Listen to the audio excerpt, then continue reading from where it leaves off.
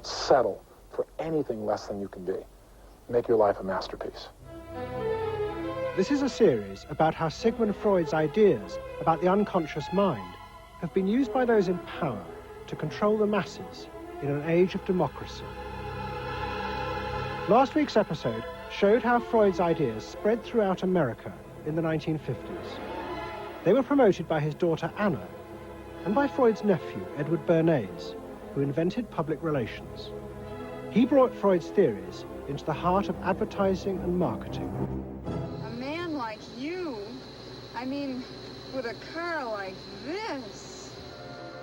What they both believed was that underneath all human beings was a hidden, irrational self, which needed to be controlled, both for the good of individuals and the stability of society. But the Freuds were about to be toppled from power by opponents who said they were wrong about human nature. The inner self did not need to be repressed and controlled. It should be encouraged to express itself.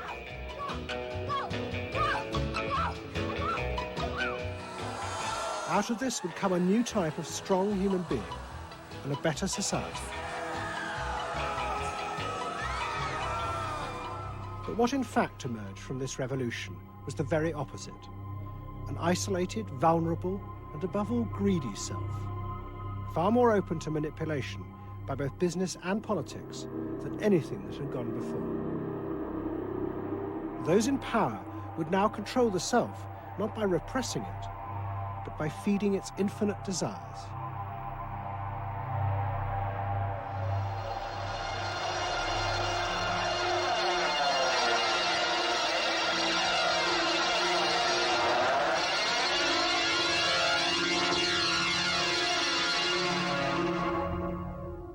What goes on here is the liberation of feeling.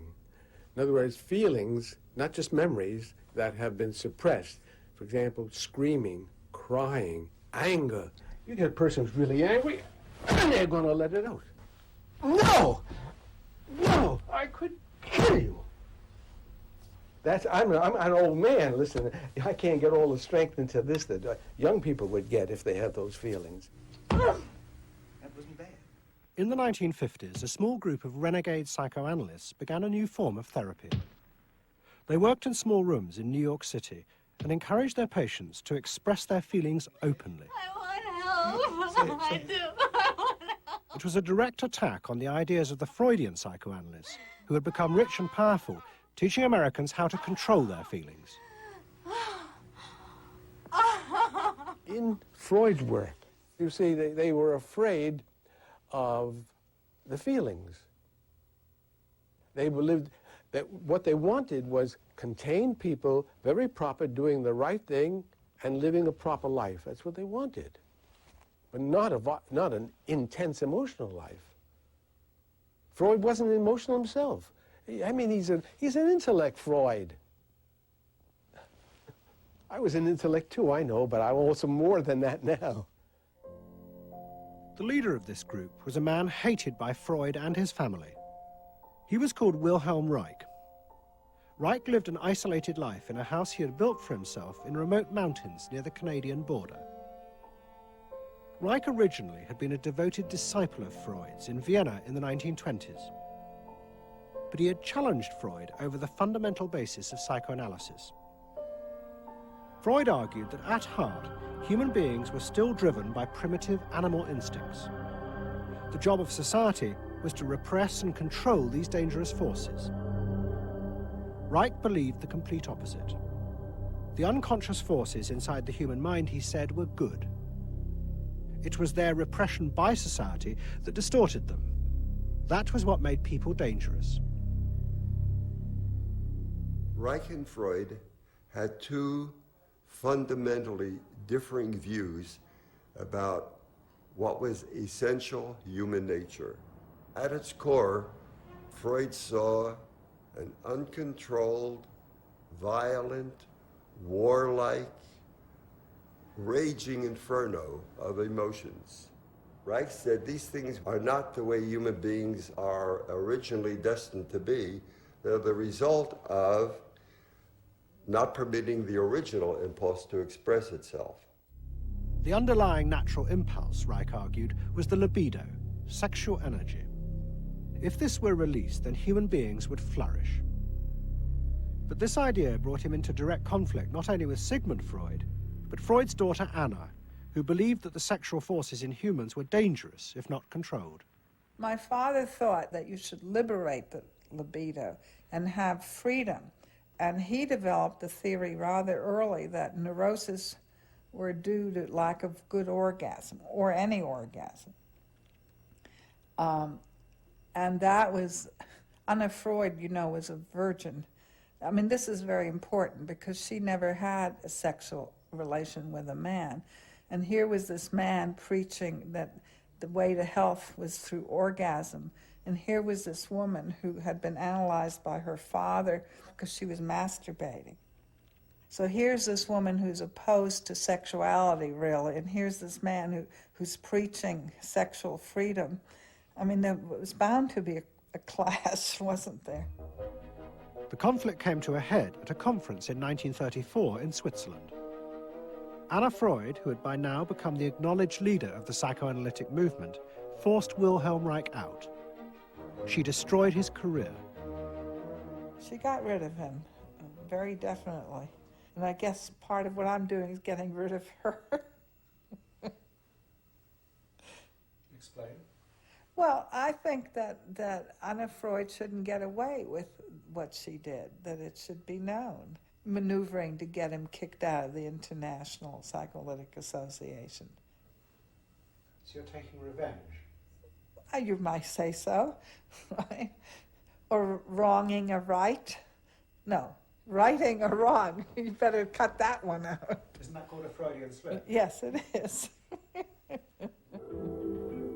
Reich fled to the United States and built his home and a laboratory. His ideas became grandiose to the point of madness. He was convinced that he had discovered the source of libidinal energy. He called it orgone energy, and Reich built a giant gun, which he said could capture this energy from the atmosphere and concentrate it onto clouds to produce rain. He also said that the gun could be used to destroy UFOs, which threatened the future of the world. In 1956, Reich was arrested by the federal authorities for selling a device that he said used orgone energy to cure cancer. Reich was treated as a madman. He was imprisoned and all his books and papers burnt on the order of the court. A year later, Reich died in prison. To the Freudians, it seemed as if their main threat had been removed forever. But they were wrong. What the Freudians didn't realize was that their influence in American society was also about to be challenged, and in a way that would lead not only to their decline, but to the dramatic resurgence of Reich's ideas in America and throughout the capitalist world.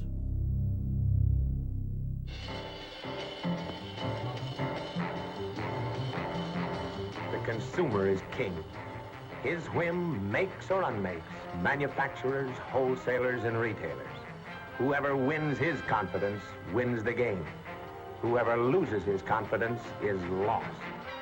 By the late 50s, psychoanalysis had become deeply involved in driving consumerism in America. Most advertising companies employed psychoanalysts.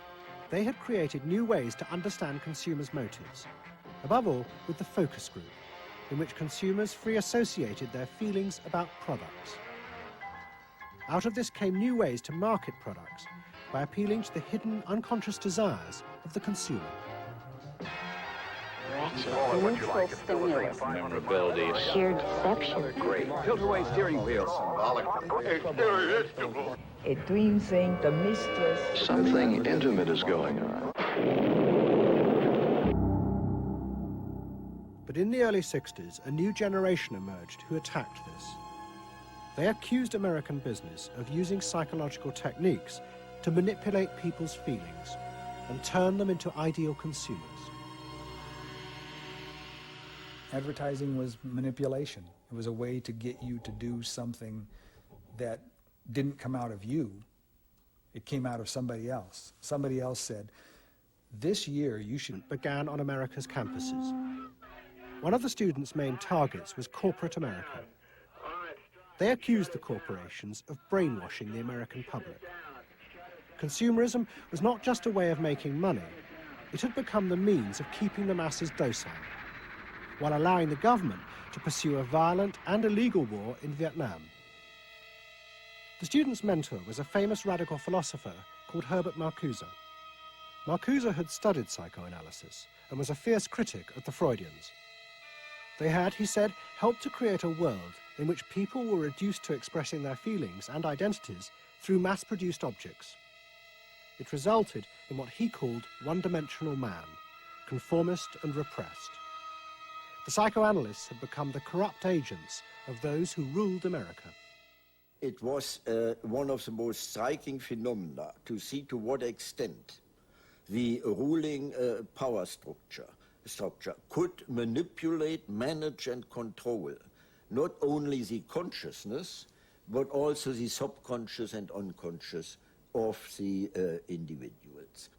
And this took place on a psychological basis by the controls and the manipulation of the unconscious primary drives which Freud stipulated.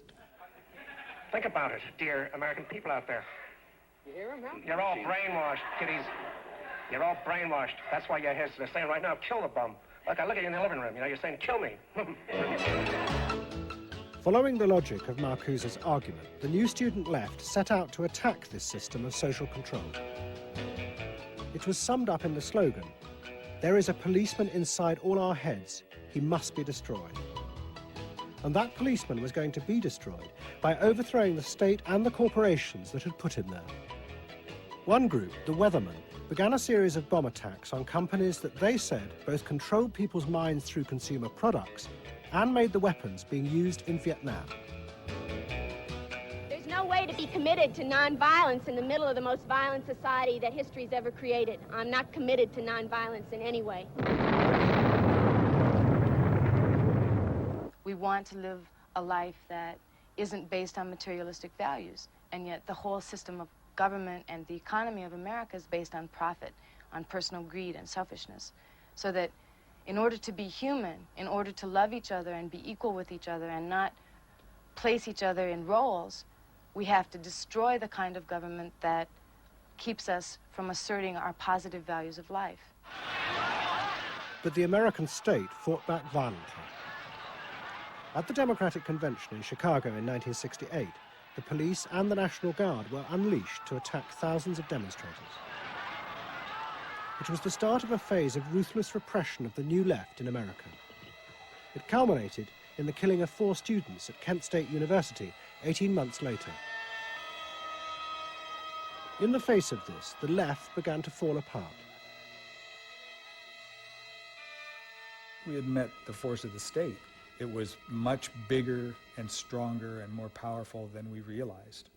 And at that point, what seemed to happen was that there was a change in tactics. Confronted by this violent repression, many in the new left began to turn to a new idea. If it was impossible to get the policeman out of one's head by overthrowing the state, instead one should find a way of getting inside one's own mind and removing the controls implanted there by the state and the corporations. Out of this would come a new self, and thus a new society.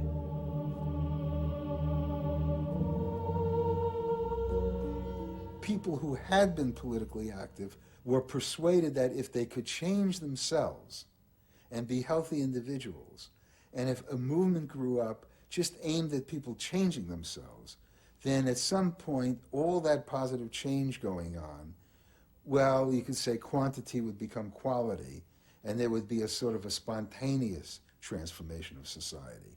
But political activism was not required. It's about making a new you, that if enough people changed the way they were, that the society would change. So the personal became political? Yes, the personal became political. Without changing the personal, you didn't stand a chance of changing the political. Coming up against the state power of the United States was not an option. I mean, they outgunned us. And to produce the new self, they turned to the ideas and techniques of Wilhelm Reich. Since his death, a small group of psychotherapists have been developing techniques based on Reich's ideas. Their aim was to invent ways that would allow individuals to free themselves from the controls implanted in their minds by society. Their center was a tiny old motel on the remote coast of California. It was called the Esalen Institute. The dominant figure at Esalen was a psychoanalyst called Fritz Perls. Perls had been trained by Reich and had developed a form of group encounter in which he pushed individuals to publicly express the feelings inside them that society had said were dangerous and should be repressed. It's a basic fear of that thing inside me, like a little demon in there. It doesn't come out very often. It's really hard to get it out. Now put the thing inside you on that chair and talk to it. Perls used to call this getting on the hot seat in front of a group. If this were the hot seat and you were Perls, and you would guide me into this process of self-enactment, self-revelation, of staying present to all the parts of yourself and noticing it, and then taking ownership of this. As the demon? Yeah. Yes, I can come out. I can come right out of him, and I can push him aside. So that you, say you. I can push you aside. Yeah. Be the demon with each one of us. I can make you all cry. I can make you all feel terrible. Maybe even forever. I can make the mouth, this mouth here, do things and say things. I can almost destroy anyone, each one of you, if I get out. There isn't one of you that I would spare. Not even you. Yeah. How do you feel now? I feel better. I mean, I feel very honest. Yeah. And you notice the increase of power. In other words, taking ownership of who you are and how you act and how you feel. Your whole being in the world. In other words, giving you autonomy, owning your freedom. I'm frightening. When I have my power, I am frightening. Say, I frighten you with my power. I frighten you with my power. Now, where do you feel the power? In your hands? In your muscles? Where else? Wake up. I want you to do for me. God damn you. Okay. Stop it. You. It was not phony movement. That's what I wanted to do, and I did it. What Perls and others working at Esalen believed was that they were creating ways that allowed individuals to express their true inner selves. I want them to applaud for me. Out of this, they believed, would come new autonomous beings free of social conditioning. To the left, defeated in the wake of Chicago, it was an enormously attractive idea. These techniques could be used to unleash a new, powerful self, strong enough to overthrow the old order.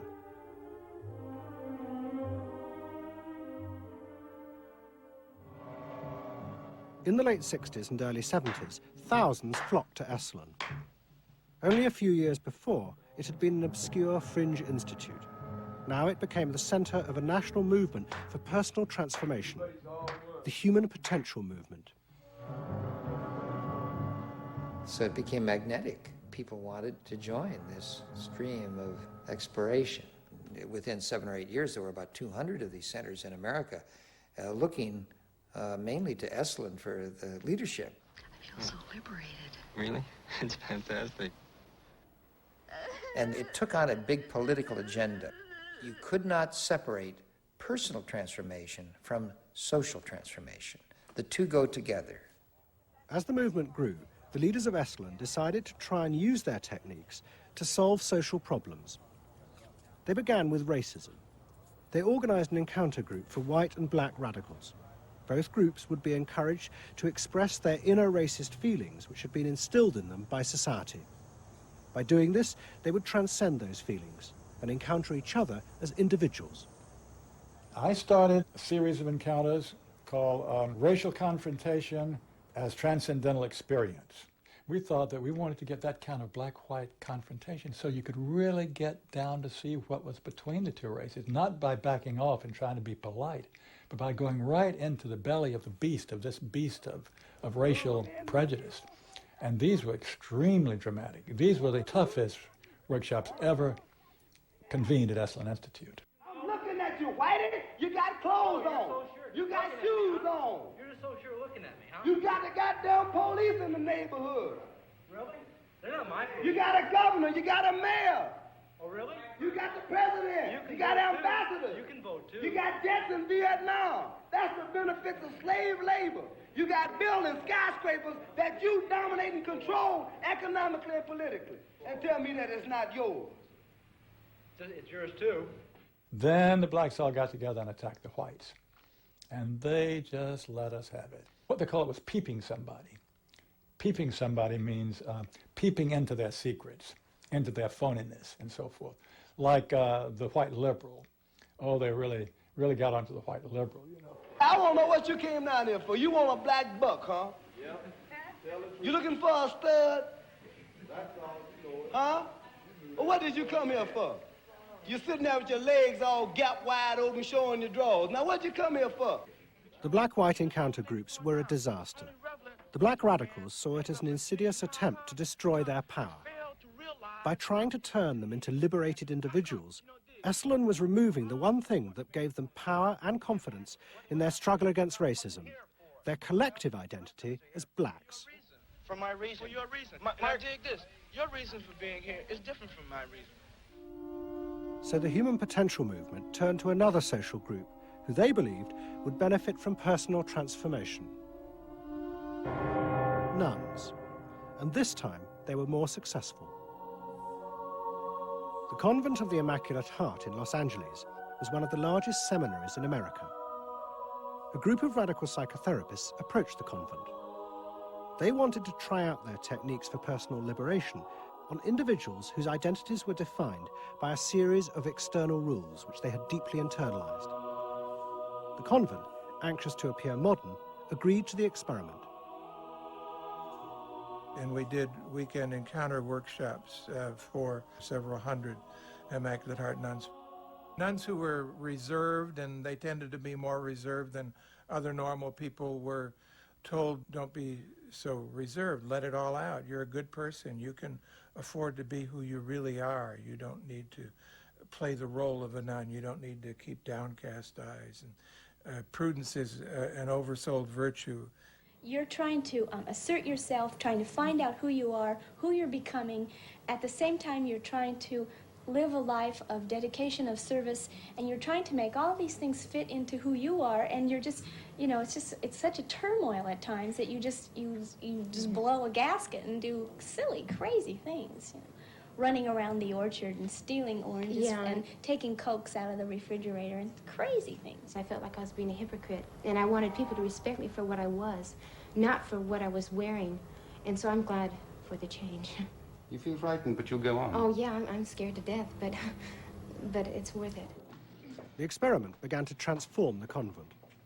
The nuns voted to discard their habits in favor of ordinary clothes.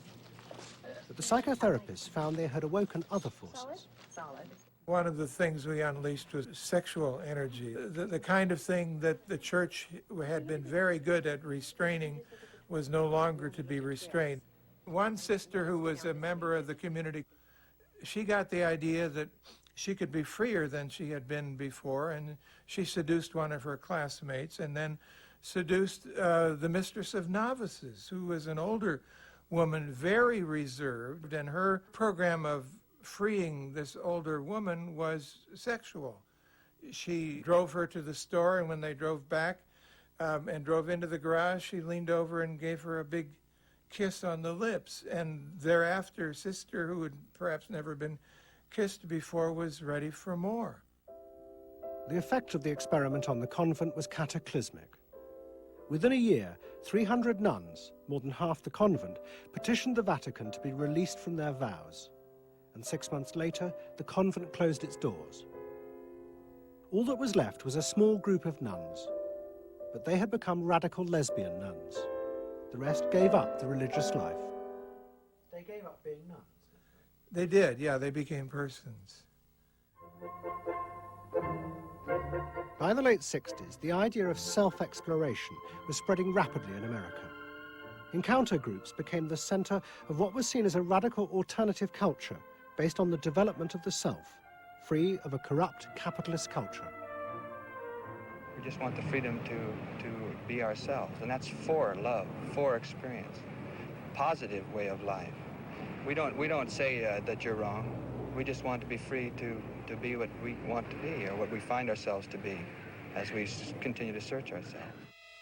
And it was beginning to have a serious effect on corporate America, because these new selves were not behaving as predictable consumers. The life insurance industry in particular was concerned that fewer and fewer college students were buying life insurance when they left university. They asked Daniel Yankelovich, America's leading market researcher, to investigate. He had studied psychoanalysis. The life insurance business, more than any other business at the time, was built on the Protestant ethic. You only bought life insurance if you were a person who sacrificed for the future. If you lived in the present, you had no need for life insurance. So they had some sense that maybe the sort of core values of the Protestant ethic were being challenged by some of these new values that were beginning to appear. And I was really astonished at what I found. The conventional interpretation, the dominant interpretation, was that it had to do with political radicalism. But, you know, it was clear to us that that was a mask, a cover. The core of it had to do with self-expressiveness. That this preoccupation with the self and the inner self, that was what was so important to people. The ability to be self-expressive. Wow, what a feeling! 300 miles to go. What out of sight. Yankelovich began to track the growth and behavior of these new expressive selves. What he told the corporations was that these new beings were consumers, but they no longer wanted anything that would place them within the narrow strata of American society. Instead, what they wanted were products that would express their individuality, their difference in a conformist world, the very things that US corporations did not make. Products have always had an emotional meaning. What was new was individuality. The idea that this product expresses me, and whether it was a small European car, the particular music system, your presentation of self, your clothing. For immediate energy from our muscles and These become ways in which people can spend their money in order to say to the world who they are. But the manufacturers, they had no idea of what was going on, really, with consumers and in the market at large. Major advertising companies set up what they called operating groups to try and work out how to appeal to these new individuals. The head of one agency sent a memo to all staff. We must conform, he told them, to the new nonconformists. We must listen to the music of Bobby Dylan and go to the theatre more. But the problem was, few of the self-expressive individuals would take part in focus groups. The advertisers were left to their own devices. There's a new cereal that tastes so right. Makes you dance, it's a way out of sight. It's tasty little squares of malted wheat. It's crispy and it's crunchy and it tastes so neat. Faster though. That's what I'm saying. Use a folk rock with more rock than folk. And there was an even more serious problem. To make products for people who wanted to express themselves would mean creating variety. But the systems of mass production that had been developed in America were only profitable if they made large numbers of the same objects. This had fitted perfectly with the limited range of desires of a conformist society. The expressive self threatened this whole system of manufacture. And the threat was about to grow rapidly. Go! Because an entrepreneur had invented a way of mass-producing this new independent self.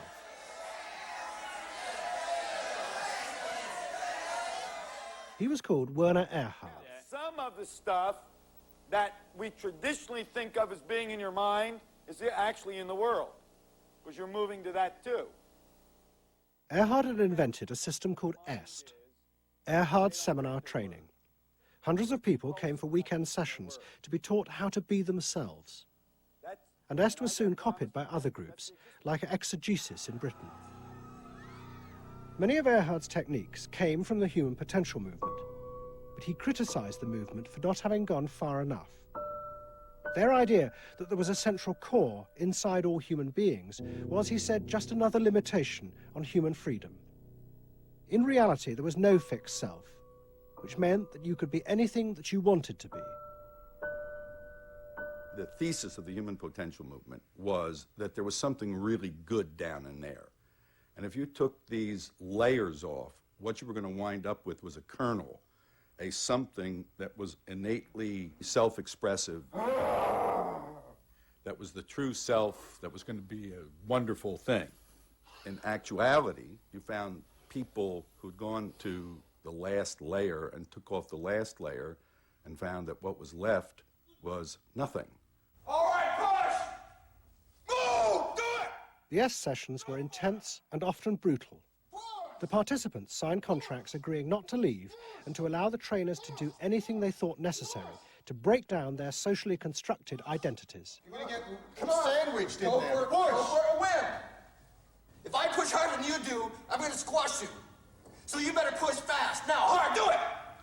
That's it, do it, again! Push, good, good, good! Again! Yes! The real point to the EST training was to go down through layer after layer after layer after layer until you got to the last layer and peeled it off, where the recognition was that it's really all meaningless and empty.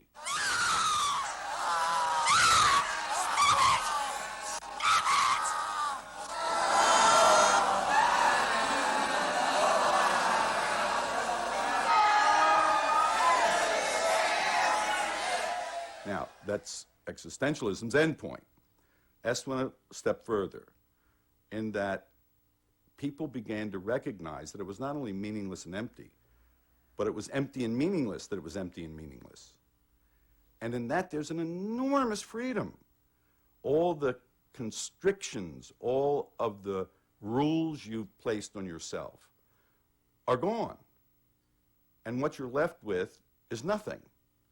And nothing is an extraordinarily powerful place to stand, because it is only from nothing that you can create.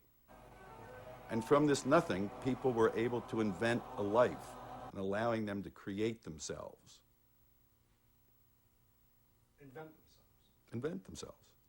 You can be what you want to be. I want you to start to make that sound, and on that sound, create and people the world the way you want to create it. What Erhard did was to say that only the individual matters, that there is no societal concern, that you living a fulfilled life is all you need be concerned about. EST people came out of those trainings feeling that it wasn't selfish to think about yourself, it was your highest duty. So kiss me and smile for me. Tell me that you'll wait for me. Hold me like you never let me go. training is 2 weekends, and it was quite an incredible experience in my life. I'll forever be grateful for the experience. I got a great deal out of it. We really want to know who we are. There are things going on. We learn more and more about ourselves all the time, and to really find out what it is that makes us tick and how we are discovering ourselves. Est became hugely successful. Singers, film stars, and hundreds of thousands of ordinary Americans underwent the training in the 1970s. But in the process, the political idea that had begun the movement for personal transformation began to disappear. The original vision had been that through discovering and expressing the self, a new culture would be born, one that would challenge the power of the state. We will not let them separate our culture from our politics. We are a people. We are all together. But what was now emerging was the idea that people could be happy simply within themselves, and that changing society was irrelevant.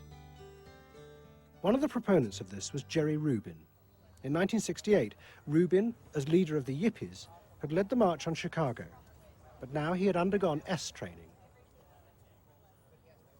I was willing to die, and I had a martyr complex in a sense. I think we all did. And I've given up that ideal of sacrifice. And I'm not as overwhelmingly moved by injustice as I was. And now we reincarnated ourselves from within. Basically, the politics were lost and totally replaced by this lifestyle. And then the desire to become deeper and deeper into the self.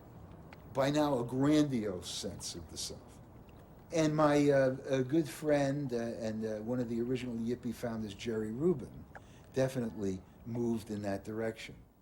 And I think he was beginning to buy into the notion that he could be happy and fully self-developed on his own. Socialism in one person. Was he alone in that trajectory? Although that, of course, is capitalism. That's the whole joke. I think it's funny. I think it's funny because people spend so much of their life being bedeviled by their past and being locked into their past and being limited by their past. And there's an enormous freedom from that, letting people create themselves. Est was only the most vivid and intense expression of an idea that was spreading rapidly through all strata of American society. And those monitoring this shift were astonished at the speed with which the idea was spreading. In 1970, it was a small percentage of the total population, maybe 3 to 5%. By 1980, it had spread to the vast majority of the public, up to 80%. You asked the question, how do you get self-actualized? You take this day and you say, when I shave every morning, I look in that mirror, I say to myself, I really say this, I say, nobody is going to ruin this day for you, Wayne Dyer, nobody. That this preoccupation with the self and the inner self traveled and spread throughout the society in the 1970s. It helped me to stop living in the past and start building from today and using my experiences in a positive way to be a better person today and tomorrow. But then the problem comes, well, how do you be self-expressive? And it was at this point that American capitalism decided it was going to step in and help these new individuals to express themselves, and in the process make a lot of money. The first thing they were going to do was to find a way of getting inside their heads, to discover what these new beings wanted in order to be themselves. This came not from Madison Avenue, but from one of the most powerful scientific research institutes in America. Stanford Research Institute in California worked for corporations and government. It had done much of the early work on computers and was also working for the Department of Defense on what would become the Star Wars project. In 1978, a group of economists and psychologists at SRI decided to find a way to read, measure, and fulfill the desires of these new, unpredictable consumers. The idea was to create a rigorous tool for measuring a whole range of desires, wishes, values that prior to that time had been kind of overlooked. They say in business, you know, what gets measured gets done. We were basically telling manufacturers, if you're really going to satisfy not just the basic needs, but individuated wants, whims, and desires of more highly developed human beings, you're going to have to segment, you're going to have to individuate. To do this, SRI turned for help to those who had begun the liberation of the self. In particular, one of the leaders of the human potential movement, a psychologist called Abraham Maslow. Through observing the work at places like Esalen, Maslow had invented a new system of psychological types. He called it the hierarchy of needs, and it described the different emotional stages that people went through as they liberated their feelings. At the top was self-actualization. This was the point at which individuals became completely self-directed and free of society. The team at SRI thought that Maslow's hierarchy might form the basis for a new way to categorize society, not by social class, but by different psychological desires and drives.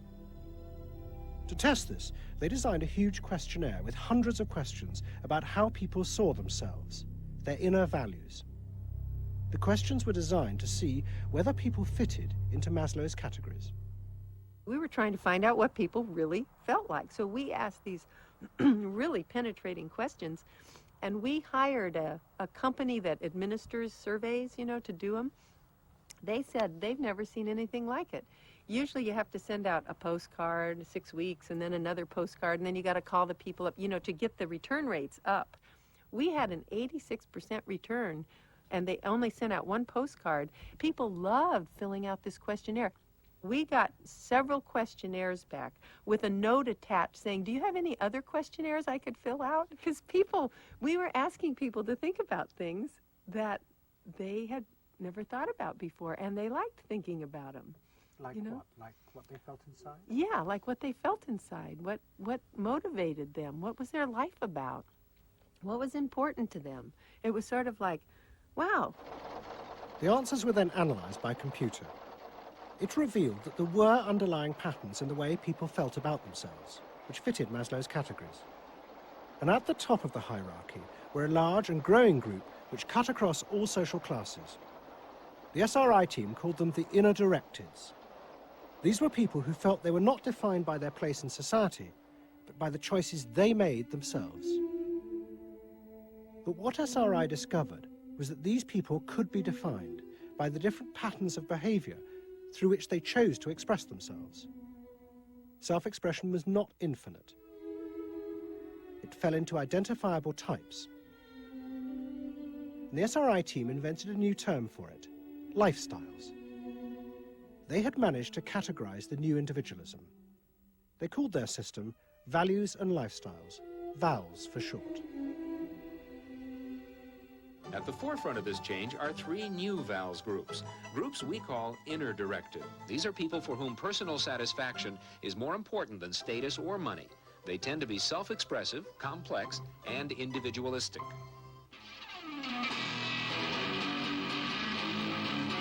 Rob is an I am me.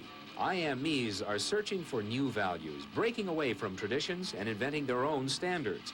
Rob even invented his own name, Rob Noxious. Jody is an experiential. This is a group seeking inner growth through direct experience. Experientials aren't in one place much. This is the try-anything-once crowd, and all that activity takes goods and services. Their hobbies are hands-on, and their possessions are simple, but not always simply priced. I'm a bookseller. I sell books. I'm a businessman.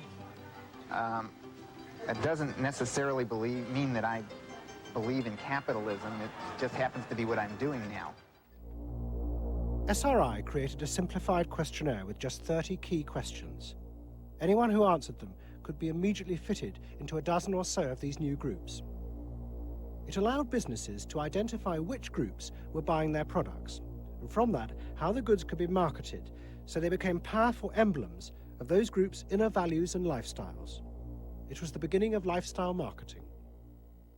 So it allowed people not just to look at people as demographics, group of age and income and whatever, but to really understand the underlying motivations. I mean, most of marketing was looking at people's actions and trying to figure out what to do. But what we were doing is we were trying to look more into people's underlying values so that we could predict what is their lifestyle, what kind of house do they live in, what kind of car do they drive. So the corporations were then able to sell things to them by understanding them, by having labels, by knowing what these people look like, where they live, what their lifestyles are. If a new product expressed a particular group's values, it would be bought by them. This is what made the values and lifestyle system so powerful, its ability to predict what new products self-actualizers would choose.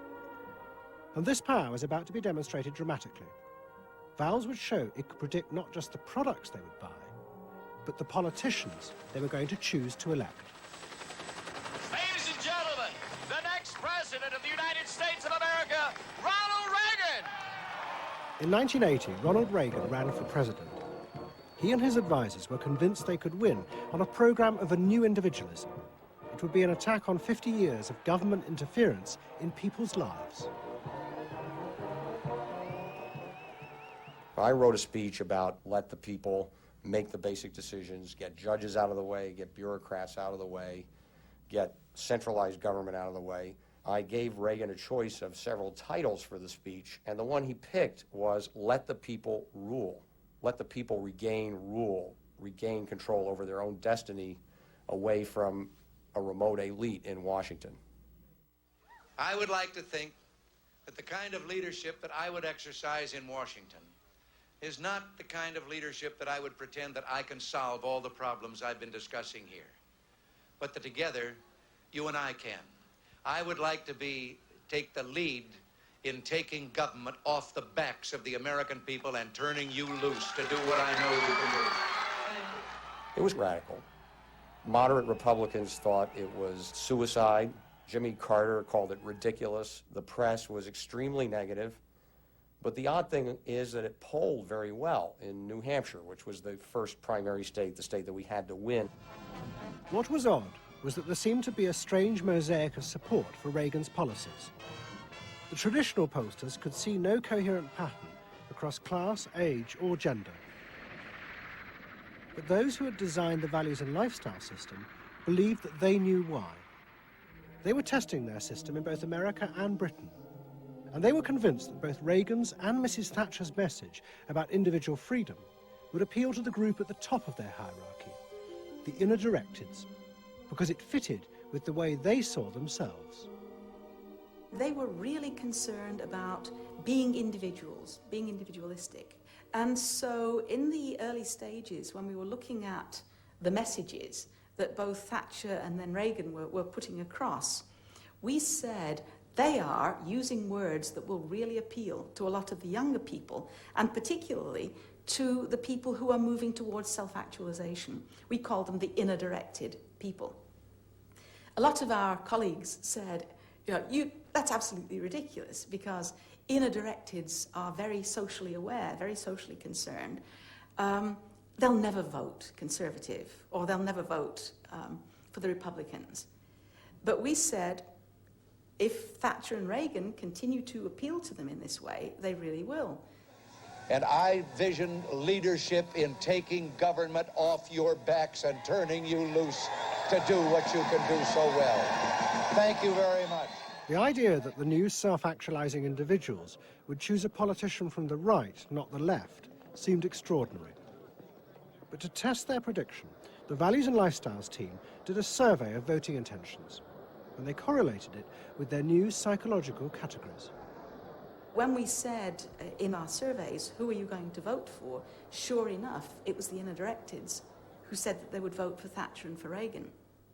And they made the difference in those elections because of their voting for Thatcher and Reagan. And it really surprised our colleagues, even within my own organisation.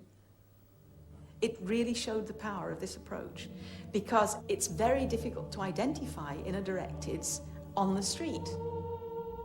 these people who voted for Thatcher and Reagan, these inner directeds, came from any walk of life. It's really hardly correlated with social class at all. I mean, if you just go along and look at age, sex, social class, you would never pick them up. But if you really go along with a questionnaire that gets at their values, then you can identify them very easily. And that was new? And that was completely new, yeah. At the beginning of 1981, Ronald Reagan was inaugurated as president. But he took charge of a country that was facing economic disaster. The terrible inflation of the 1970s had destroyed much of America's traditional heavy industries, and millions were unemployed. But true to his campaign promises, Reagan told the country he would not step in to help, as all previous governments had since the war. These United States are confronted with an economic affliction of great proportions. We suffer from the longest and one of the worst sustained inflations in our national history. Idle industries have cast workers into unemployment, human misery, and personal indignity. In this present crisis, government is not the solution to our problem. Government is the problem. But America's ailing economy was about to be rescued, not by government, but by the new groups that the market researchers had identified, the self-actualizing individuals. They were about to become the motor for what would be called the new economy. You can be what you want to be. So regarding V8, what do you really want? A tasty product that's good for me.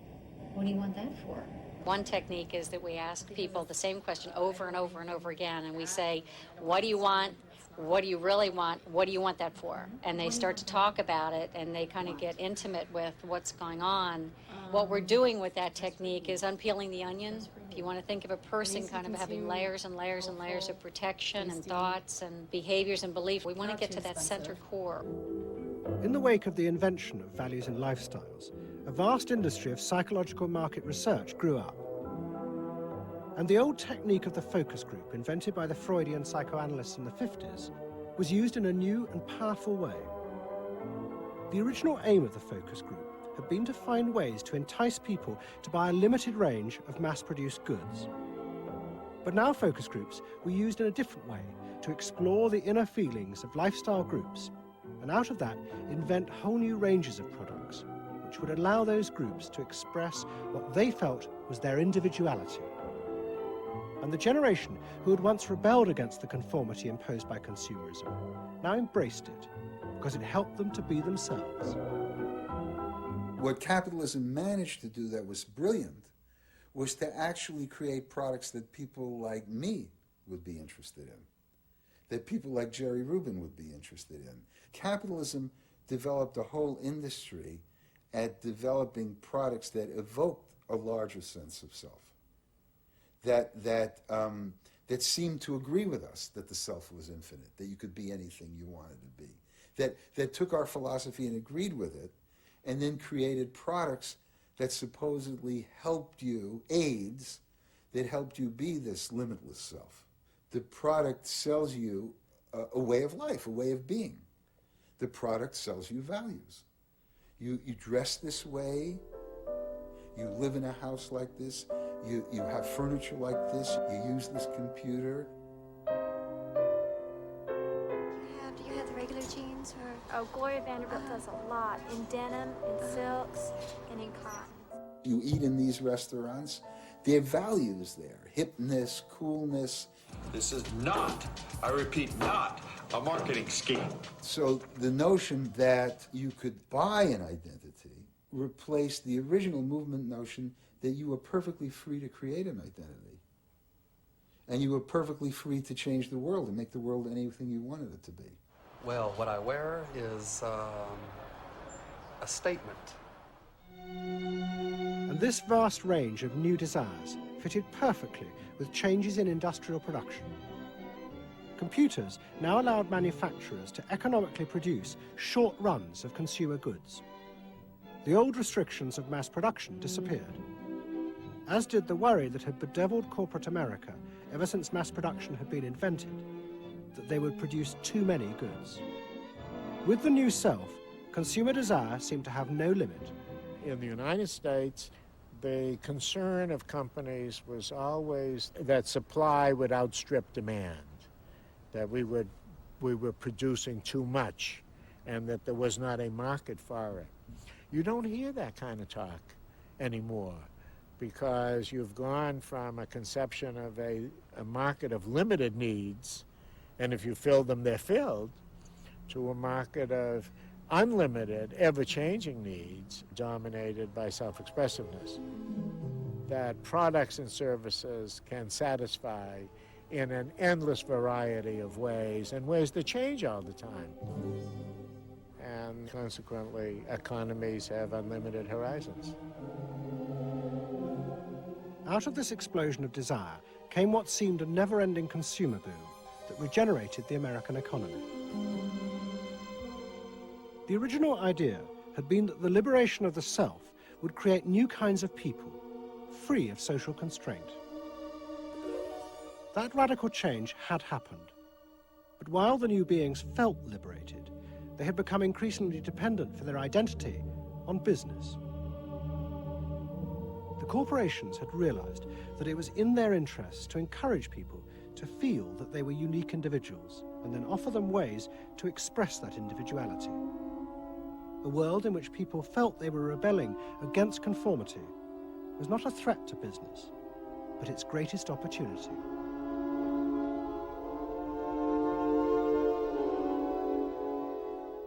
It was, in a sense, the triumph of the self. It was the triumph of a certain self-indulgence, a view that everything in the world and all moral judgment was appropriately viewed through the lens of personal satisfaction.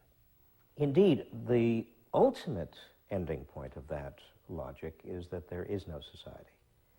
There is only a bunch of individual people making individual choices to promote their own individual well-being.